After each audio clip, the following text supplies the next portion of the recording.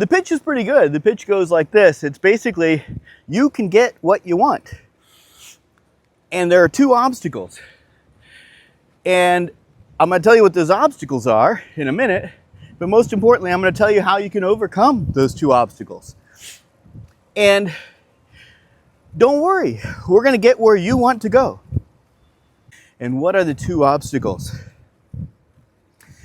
Well, it's really one. It's fear. What are you afraid of? What is it that's going to be dangerous about this big step? The person talking to you on YouTube is going to help you with that fear. Because with that fear is a very reasonable problem of complexity and ignorance.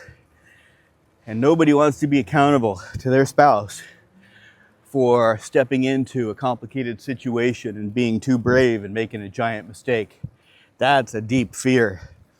And if nothing else,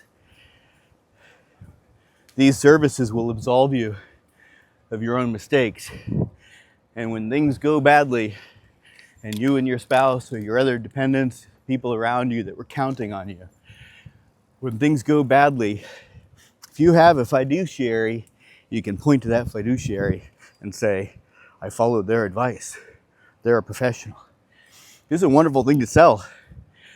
It's absolution.